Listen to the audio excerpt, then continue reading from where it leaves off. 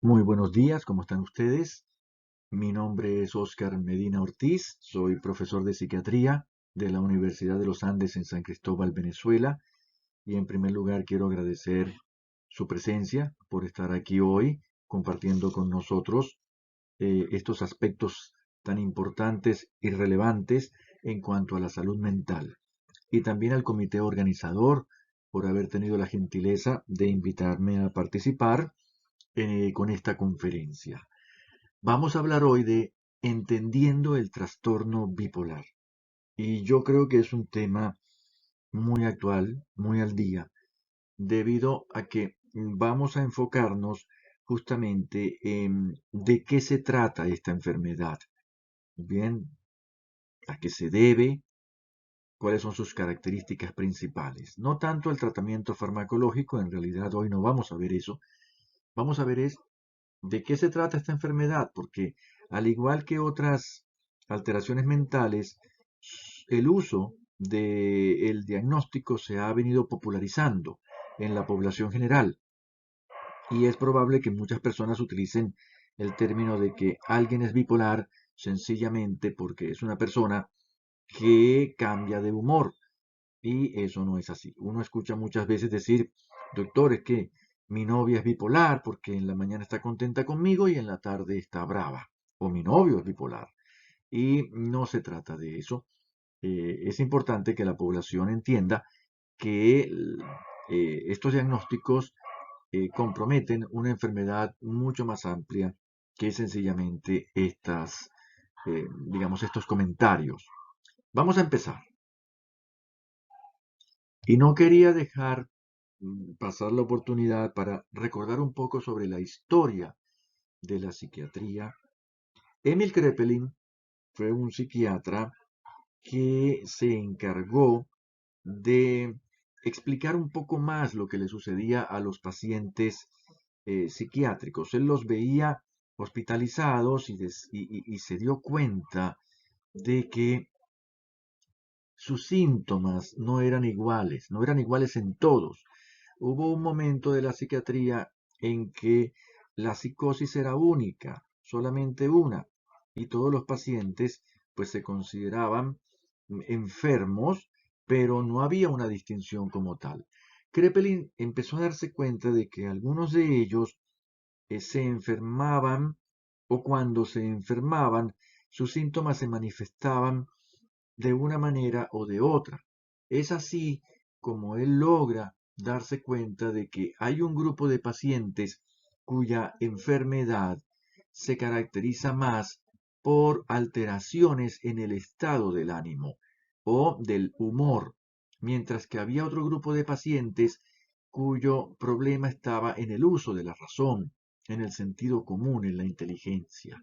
Así que él hace una primera clasificación y dice, ya va, hay un grupo de pacientes a quienes voy a llamar maníaco-depresivos, locura maníaco-depresiva, porque ellos se enferman es del estado del ánimo. A veces están alegres, a veces están tristes, mientras que el otro grupo no le sucede eso. Todo el tiempo están como aplanados, como tristes, como negativos. Y comienza a hablar de esquizofrenia por un lado y de locura maníaco-depresiva, que hoy ha ido variando con el tiempo, con los conceptos, hasta lo que conocemos hoy en día como trastorno bipolar. Muy bien. También eh, eh, pudo darse cuenta de que existían algunos factores sociales o psicológicos que podían influir en el inicio de las crisis, en el inicio de las recaídas. Entonces, digo, bueno, parece que hay ciertos pacientes que, dependiendo del estrés que tengan, pueden presentar una crisis nuevamente. Así, el trastorno bipolar quedó contemplado en una enfermedad. Vamos a entender el trastorno bipolar. Empecemos por entenderlo. Como su nombre lo dice, es una enfermedad que se ubica en dos polos.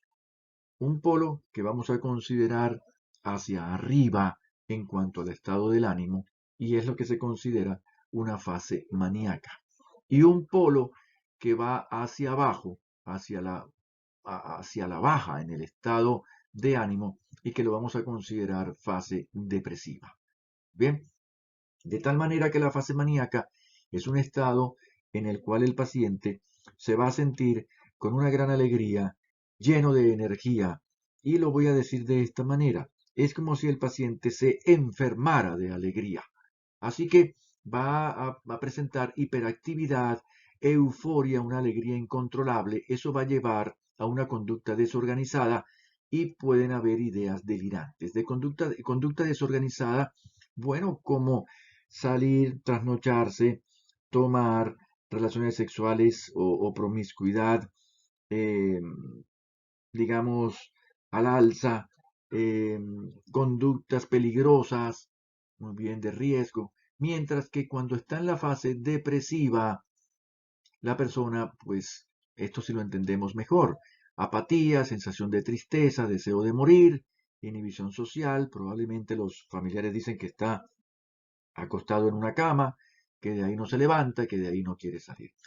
Estas fases generalmente se ven aisladas. Durante un periodo de tiempo se encuentra en una fase maníaca y durante otro periodo de tiempo en una fase depresiva. Periodos de tiempo que pueden variar de meses a semanas. Muy bien.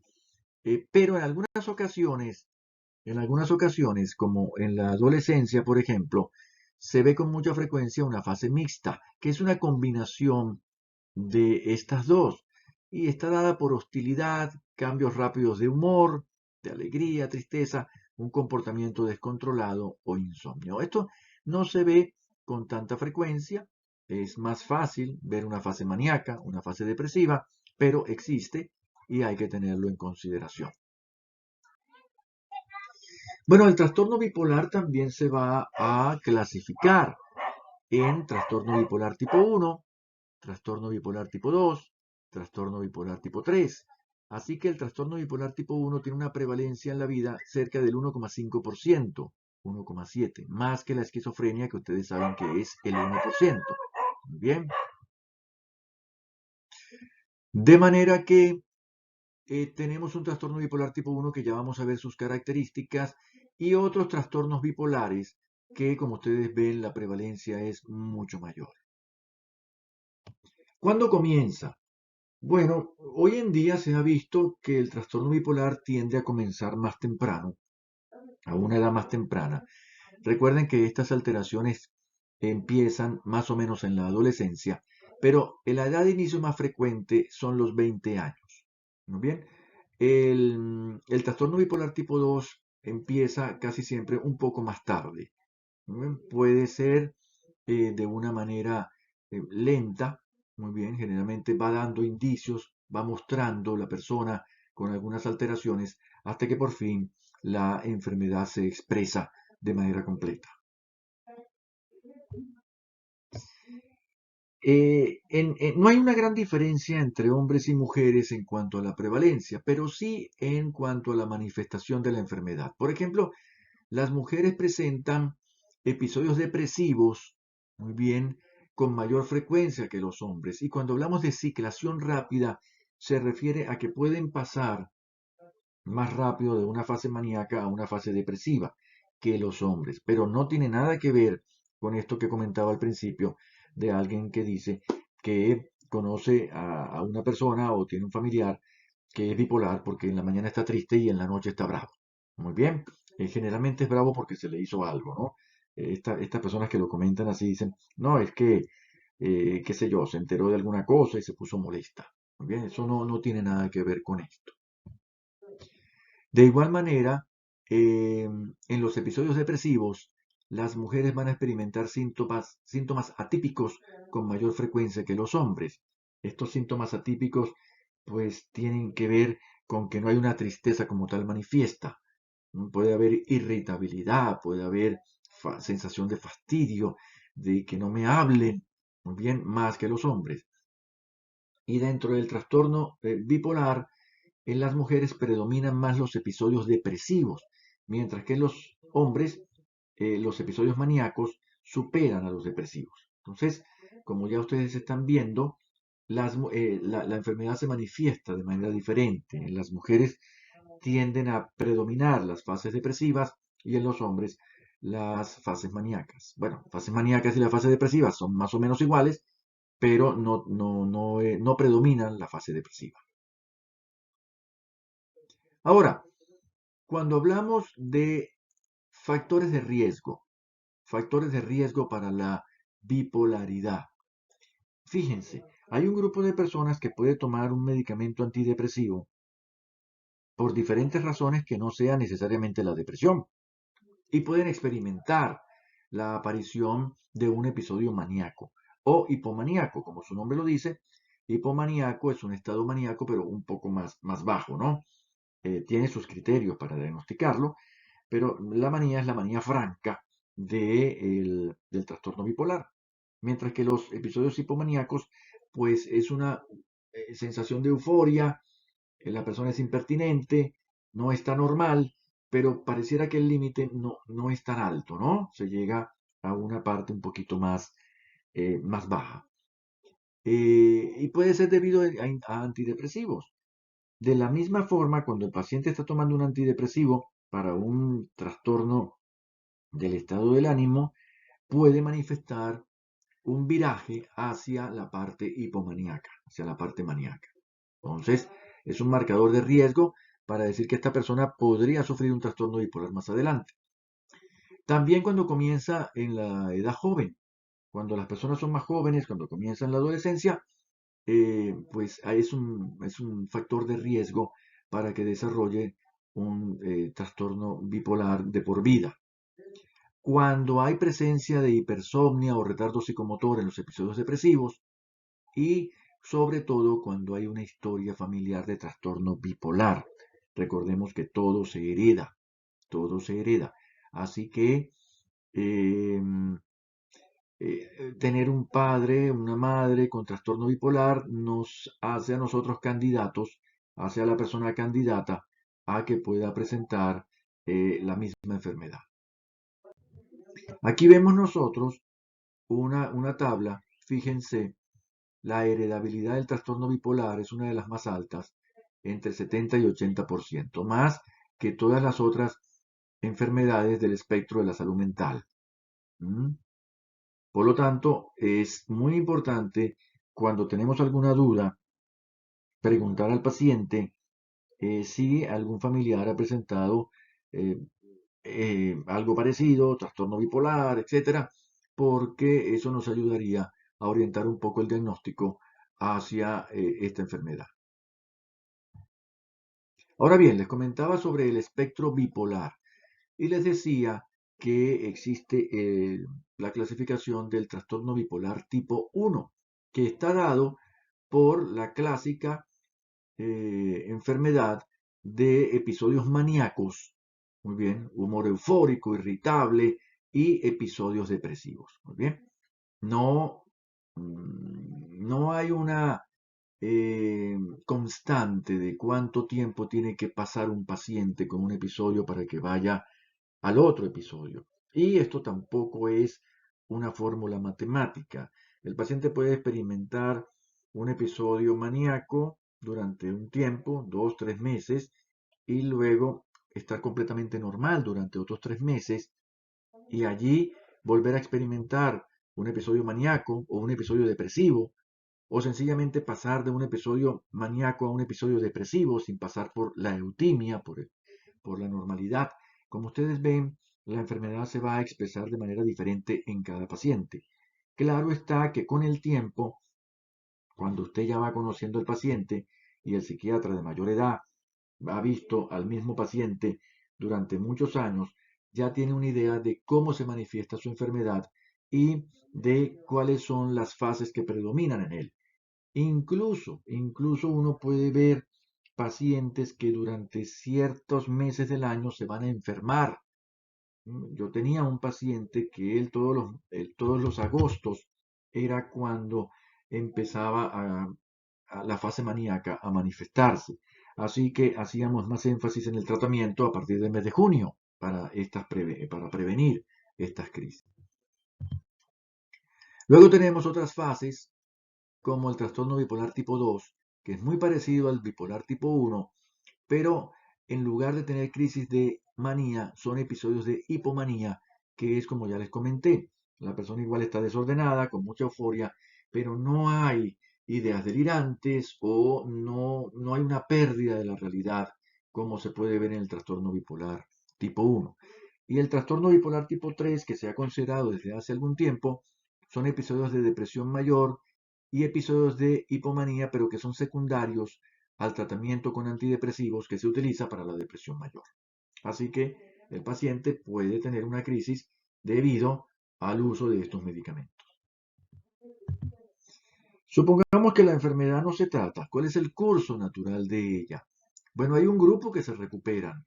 Entre el 40 y 70% se recuperan y ya la enfermedad no vuelve a aparecer más. Una sola crisis. Bien, pero hay otro grupo que vuelve a recaer y la enfermedad se hace crónica. Así que viendo estos porcentajes, podríamos decir que más o menos es la mitad. Un 50% se recupera, un 50% va a recaer. Muy bien, hay un peor pronóstico, ¿no?, para el trastorno bipolar que para las depresiones unipolares. Aquí aparece un nuevo término, depresión unipolar.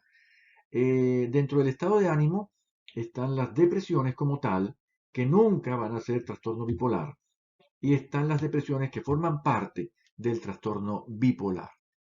Y pues el psiquiatra, el especialista en salud mental, sabrá muy bien cómo diferenciarlas. Por otro lado, el trastorno bipolar va a tener un peor funcionamiento, va a tener un mal funcionamiento, la persona con trastorno bipolar, más intentos de suicidio y mucha comorbilidad, ansiedad, trastornos de conducta. Muy bien, se utilizan mucho los servicios de salud mental. La persona es llevada en muchas ocasiones a la urgencia de la clínica mental. Todo esto más que la depresión unipolar como tal. En este caso también hay por lo menos durante una etapa de la enfermedad, pareciera haber una polifarmacia. Hay muchos fármacos que se utilizan. Un fármaco estabilizador del ánimo, un fármaco para los síntomas psicóticos, un fármaco para inducir un poco el sueño, para tranquilizarlo, etc. Muy bien, y se utilizan más los servicios sanitarios. Esto en comparación con la depresión. Y por otro lado, el trastorno bipolar también va a generar más conflictos familiares y problemas económicos. Es una persona que tiene una serie de conductas erráticas, tiene una serie de manifestaciones de la enfermedad, irritabilidad, sale, se va de la casa, puede romper cosas, tomar las cosas y llevárselas. Muy bien, es complicado vivir con una persona con un trastorno, en una fase maníaca del trastorno bipolar. Generalmente los familiares terminan llevándolo a la clínica y hospitalizándolo, cueste lo que cueste, porque sale mucho más económico tenerlo allí que en la casa, porque la tranquilidad del resto de las personas se ve afectada. ¿Cuáles son las características clínicas? Y fíjense, esto es importante para entender el trastorno bipolar.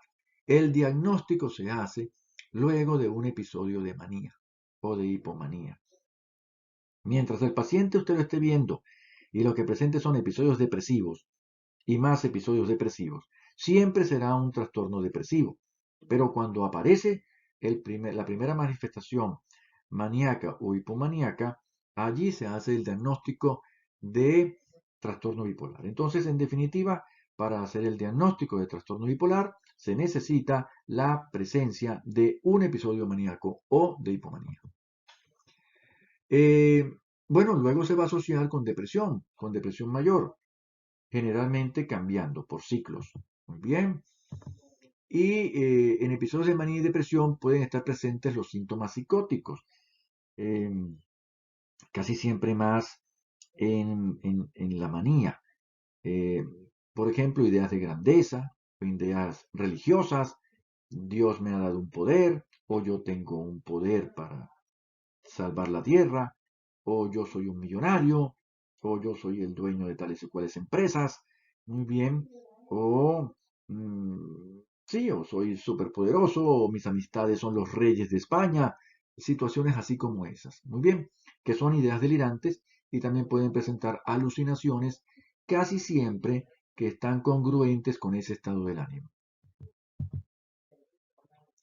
Como media, estamos hablando, ya les he comentado que el paciente va a variar de una fase a otra.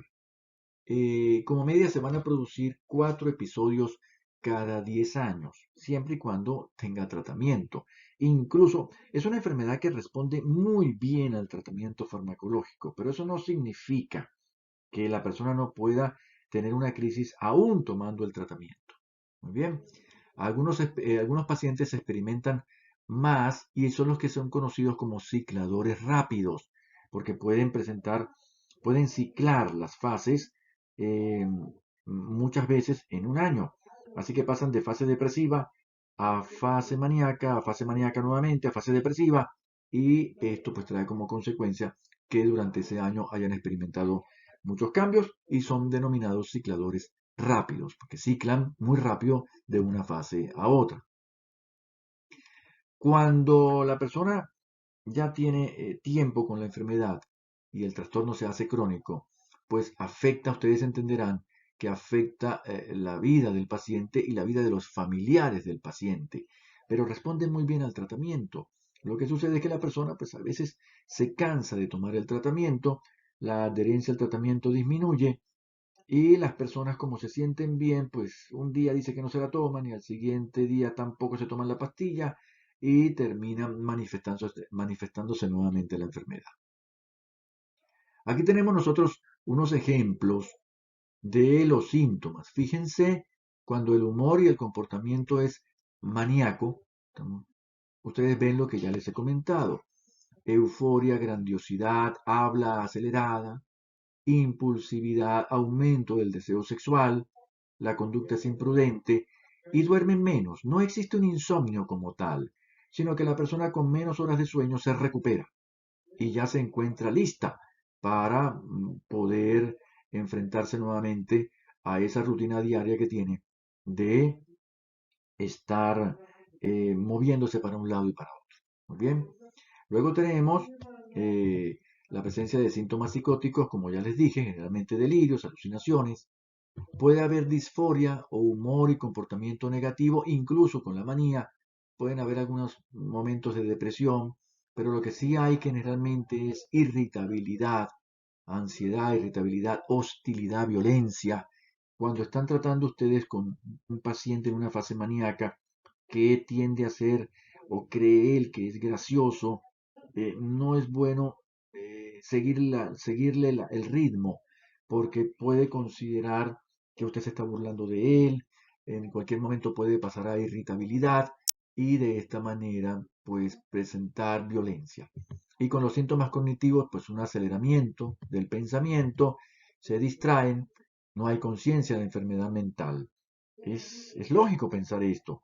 Una persona que se encuentra muy bien de ánimo, insuflada, bien que va a andar creyendo que está enfermo. Dice, yo nunca he estado más sano que hoy. Así que por favor no me estén molestando. Se niega a acudir a las clínicas o al tratamiento. Ya con el tiempo, cuando el paciente conoce su enfermedad, él ya puede reconocer y decir, caramba, yo me estoy sintiendo como alegre otra vez, me estoy enfermando, esto no está bien. Muy bien. Y por supuesto desorganizado y con pérdida de atención. Los síntomas psicóticos de los que les hablaba.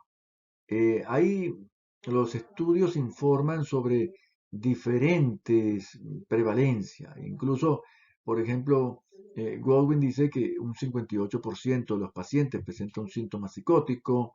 Muy bien, Keck comenta que hasta el 90% de los pacientes.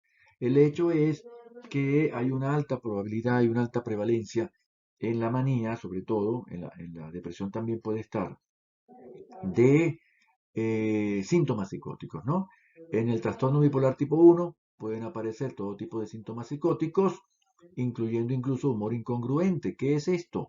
Que el paciente pues está en una fase maníaca, pero tiene ideas delirantes de que el mundo se va a acabar, de que él no vale para nada. Se habla de que son síntomas que no son congruentes con el estado de ánimo, porque en ese momento él debería estar más bien considerando que es el dueño del mundo. Fíjense, les quería mostrar esto.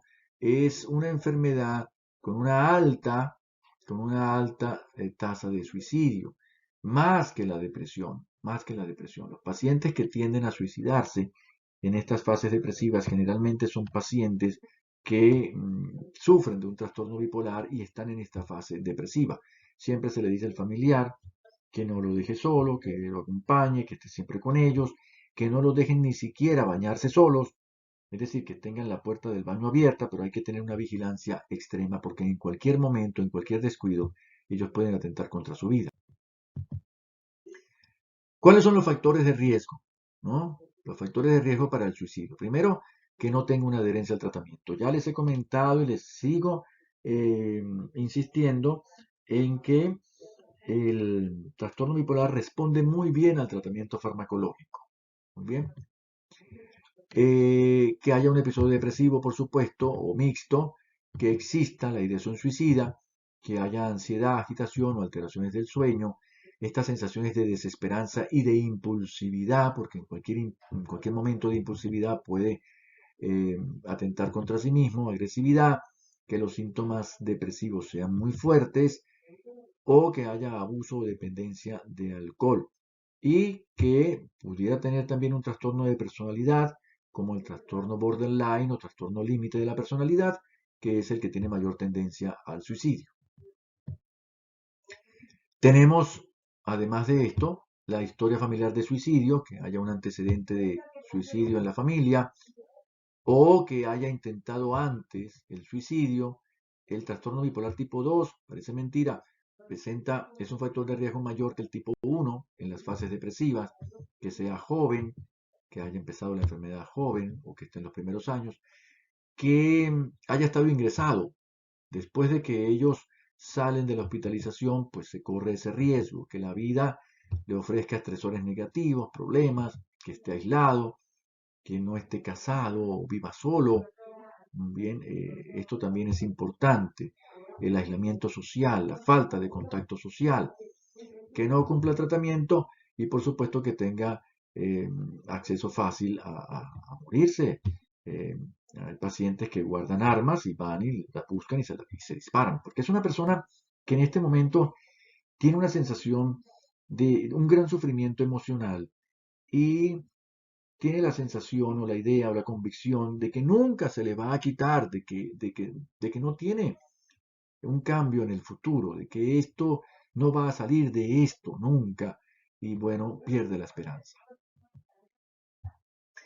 La CIE-10 nos muestra, la CIE-10 es Clasificación Internacional de las Enfermedades, en la parte que nos corresponde a las enfermedades mentales de la OMS. Y ellos proporcionan una información esencial para el paciente y para su familia. Por ejemplo, hay que decirle al paciente que estos cambios inexplicables en el estado de ánimo son una enfermedad, que esto no se trata de un embrujamiento o alguna otra circunstancia. Esto es una enfermedad. Y como es una enfermedad, existe un tratamiento eficaz. Existe un tratamiento eficaz para esta crisis, pero también se le tiene que indicar el tratamiento para que no se enferme. Entonces, es un paciente que de alguna u otra manera tiene que acostumbrarse a tomar la medicación constantemente para prevenir que la enfermedad aparezca. No, pero yo no quiero tomarla, doctor, yo me siento bien. Sí, pero esto no es un dolor de cabeza, que usted se tomó la pastilla, se le quitó el dolor de cabeza y ya no lo necesita. Esta es una enfermedad crónica y tiene que tomar el medicamento para que no vuelva a reaparecer. Si se dejan de tratar estos episodios maníacos, pues pueden haber situaciones peligrosas, ya los hemos visto, debido a esta conducta que él tiene y un riesgo de suicidio aumentado. Recomendaciones específicas para los pacientes. Siempre hay que preguntar, siempre hay que preguntar sobre el riesgo de suicidio. Hay que preguntárselo al paciente, hay que preguntárselo al familiar. ¿Usted cómo se siente? ¿Ha pensado en la muerte? ¿Ha pensado en quitarse la vida? Esto hay que mirarlo de esa forma. No podemos decir la falsa creencia de que yo no le voy a preguntar al paciente porque si él no ha pensado en suicidio, a lo mejor si yo le pregunto, ahora sí lo va a pensar. Eso no ocurre de esa forma. Bien, el paciente hay que preguntarle siempre.